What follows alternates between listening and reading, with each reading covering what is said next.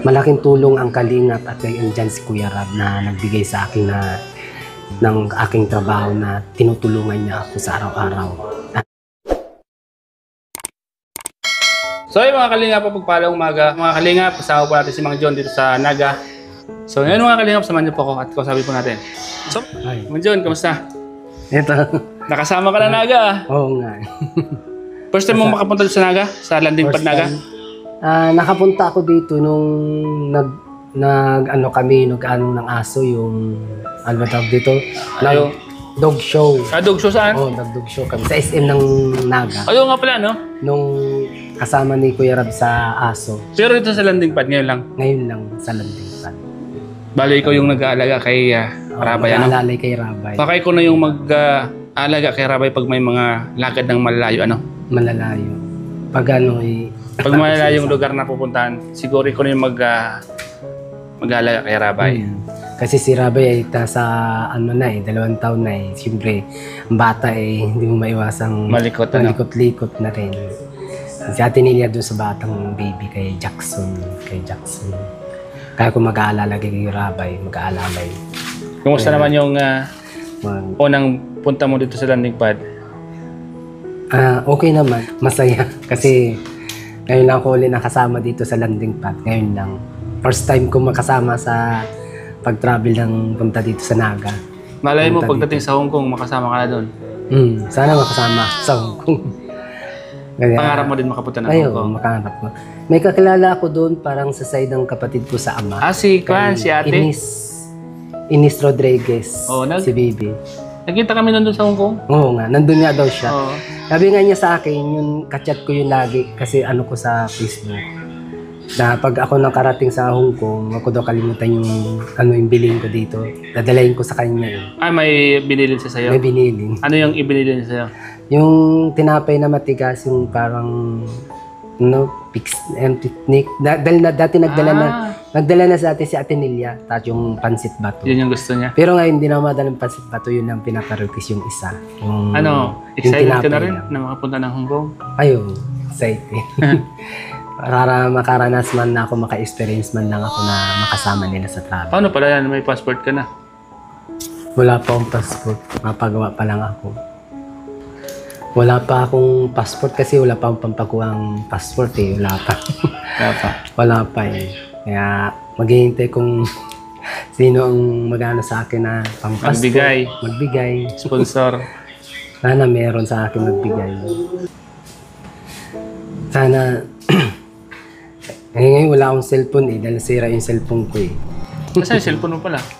Nasira na ko sa washing. Paano mo makontak yung anak mo? Wala, naghihiram ang cellphone sa anak ko. Hindi, alam mo, pag nandito ka sa Naga ngayon, paano mo siya makontak?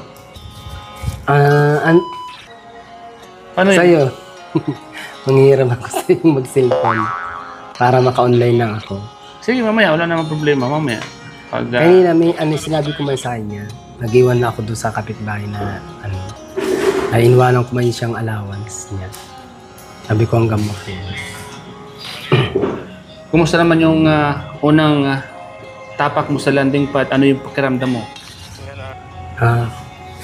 Ayos, nakakabagong tingin lang kasi ngayon ako nakarating dito. Nakita-kita ka na. Tumatalon-talon ka sa sobrang saya Bakit ka tumatalon-talon kanina sa sobrang saya? Dahil ba nakalabas ka ng coffee shop? Hindi aso yung mga kasama mo ngayon? Puro agibis? Agibis.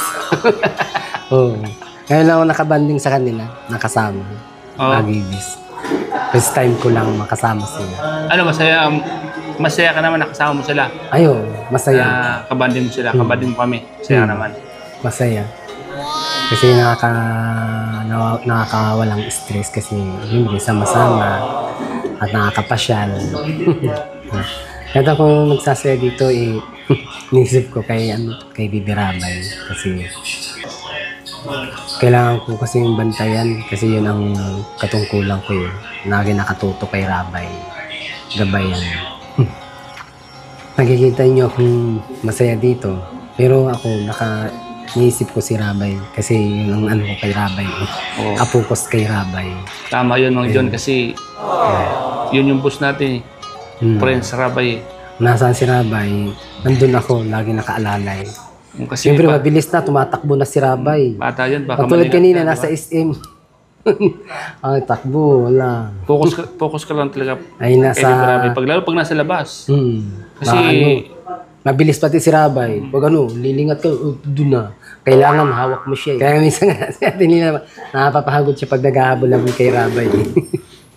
Ay, na kasi si Rabay, 2 taon na eh. Mahigit 2 taon na.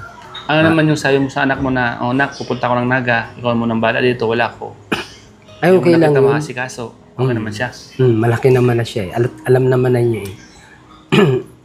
Sinasabi ko man sa kanya, baka minsan wala ako, kahit 1 week o isang linggo. Alam man niya, at alam na aalalay ako kay Rabay. Sinabihan nga niya ako na mag-ingat daw ako sa Naga. Mag-ingat daw ako. Sinabihan ka ng anak mo. Kaya sabi ko, salamat anak ko. Ano naman yung pakiramdam mo nung sinabihan ka ng anak mong ganun? Siyempre na-touch ako eh, sa sinabi ng anak ko. Siyempre nakakataba ng puso kasi isa bilang anak na proud siya sa akin at inaalala niya yung kaligtasan ko. Kaya sinabi niya ako mag-ingat ako. Kahit saan naman ako pumunta, sinasabihan niya ako mag-ingat. Ano naman yung pakiramdam mo? Ay, siyempre para akong mga talon sa tuwa dahil gano'n sinabi kasi nakakataba ng puso. Naiyak ka naman. Ayun. Siyempre anak Pero ano? hindi, pero hindi ko na lang pero nakakaano sa puso. Na-touch ka, no? Na-touch man. Kasi nag-aalala siya eh.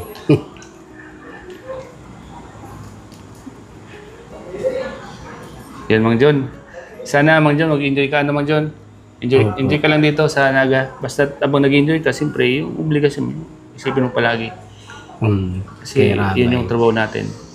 Di tayo pumunta dito para, siyempre, di tayo pumunta dito para yung magsaya. Magsaya.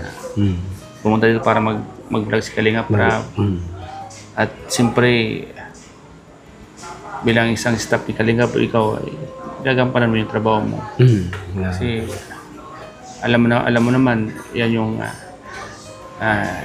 inspiration ni Kalinga Prab, yung kanyang mga anak. Mga anak. Yeah. Kailangan mag-aalala kay Rabay. Yeah. Kailangan nandun ka Bantay. nakabantay. Kung anong itinaon sa'yo na trabaho, yun yun, dumag-focus ka doon. Kung sakali mang may mga ginagawa kang iba, lagi mong huwag mong iwawala yung mata mo kay Rabay. Kay Rabay. Kasi yun yung isa sa mga importante. Ako, bilang kaibigan mo, pinapaalala lang kita kasi siyempre, ang mga bata, malilikot yan. Ganyan talaga ang bata kasi naranasan ko din yung sa anak ko, ganyan din kakulit. Lalo pag 2 taon at 3 taon, nasa kakulitan. Kaya ganyan talaga ang bata. Pag mga ilang taon na nasa kakulitan talaga. Ano naman sabi sa'yo ni Ate Nelia? May mga sinasabi sa'yo, may mga binibilin sa'yo. Kasi alam mo naman si Ate Nelia, siya yung nag-asikaso kay Rabay. Ano yung mga ibinilin sa'yo ni Ate Nelia? Ayun, kay Rabay, nag-iintindi. Yun lang. May sinabi sa'yo, si Ate Nelia? Wala, sabi lang niya sa akin, mag-ano kay Rabay. Yan lang. Kapokus kay Rabay. Kasi si Rabay mabigat. Mabigat din si Rabay na. Kasi malaki na si Rabay. Yung siyempre sa atin nila napapagod, nangangalay na sa pagkarga. Pag matagal karga, nangangalay na din eh.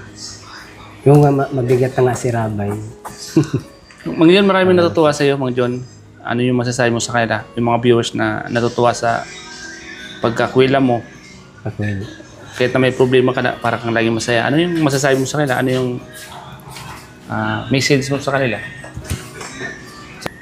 Ay, po nagpapasalamat po sa inyo dahil po na ano niyo po ang aking napapanood niyo po ako sa akin kahit po may mga pinagdadaan ng problema.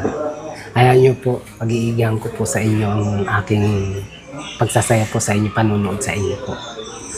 At marami pong salamat sa mga nakakapanood po sa akin na kahit po ganito ang pinagdadaanan ko dito. At least po, ano po ako nakakataba ng puso kasi naiintindihan niyo po yung mga yung mga pinagdadaanan ko po na lagi po kayo nandyan. Salamat po Saka kasi malaking tulong din po yung suporta nyo sa akin. Kasi kayo po, hindi dahil po sa inyo, yung dahil po sa inyo, hindi ko po maano, Hindi ako sisikan. mas di po ako sisikat. Kaya malaking tulong din po yun na napapanood nyo po ako. Eh, papasalamat po ako kay Kuya Rab dahil kung saan man po sila pumunta, sinasama po ako sa lakad nila. Kung saan sila pumupunta, sinasama po ako sa lakad. At salamat po dahil pagkakatiwalaan niya po ako kung saan man pumunta. Kaya nagpapasalamat ko kay Kuya Rab. Malaking tulong po sa ano niya sa akin na malaki ang tiwala niya po sa akin. Kaya pinag-iigihan ko po. Kasi malaking bagay po yun na may tiwala po sa akin si Kuya Rab. Lalo po sa mga anak niya. Kaya alam naman po niya na ano man ako, iniintindi ko po bilang ano ang katungkulan ko sa kanila. Kaya po pagsisikapan ko pa at pag-iigihan ko pa kay Kuya Rab. Kasi wala na akong makukuhang katulad kay Kuya Rab na amo. May iba-ibang amo po. Baka matapang pa, masungit. Kasi iba na po ang panahon ngayon. Hindi ka na makakakuha ng trabahong maayos. Ako, alam niyo naman po ang katayuan ko na hindi naman po ako nakapagtapos. Elementary lang po ang ano ko. Naghinto po ako sa hanggang grade 3 lang po. Kaya malaking tulong ang kalingap at andyan si Kuya Rab na nagbigay sa akin na ng aking trabaho na tinutulungan niya ako sa araw-araw. So yun Mang John, salamat At enjoy ka salamat lang dito sa pagpunta mo ng Landing Panaga. Opo. Hayaan mo at pag may Salamat mga po. nagbigay sa yung blessing, ibibigay ko sa iyo, Papa Bruce. Sana po Salamat mga po, kalingap, Esther. sa mga kababayan po natin, sa mga viewers natin, magbigay mga kalingap. Para maging masaya lalo si Mang John. Napapasaya tayo ni Mang John sa kanyang mga ginagawa. Sana sa mga napapasaya ay sa mga gustong mag-share ng blessing.